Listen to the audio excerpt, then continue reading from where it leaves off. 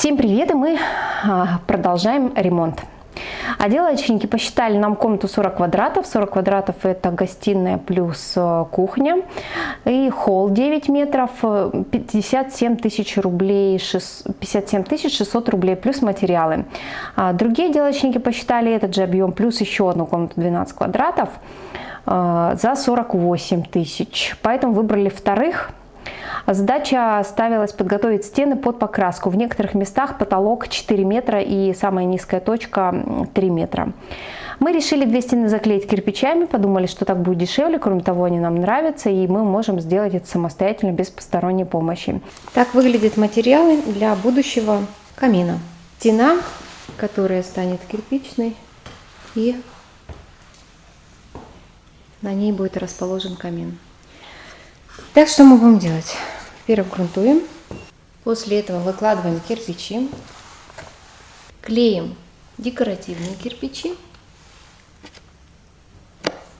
И получаем камин.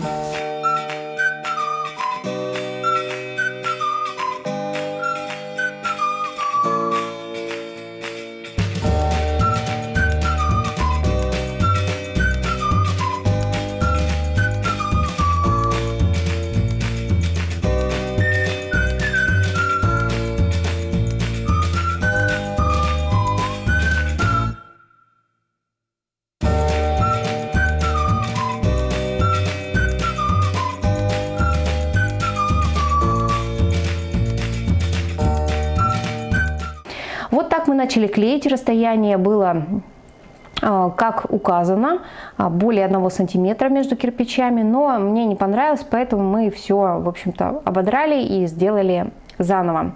Итак, где криво, там моя работа, где ровно, это Алешина работа.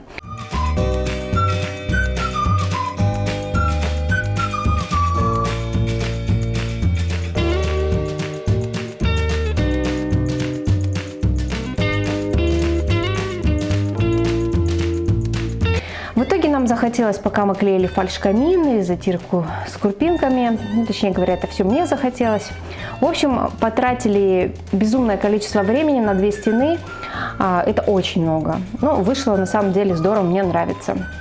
Хронология была такова: лепим кирпичики, потом затирку. Благодаря пакетам, похожим на кондитерские из Леруа, работа пошла быстрее. Пробовали мы и пальцем, и шпателем, и кисточкой, что только не делали, но вот благодаря этим пакетам, собственно, все пошло намного быстрее. Красили мы из краскопульта интерьерной краской. Работа с камином все еще продолжается, но это уже другая история, и это другой ролик.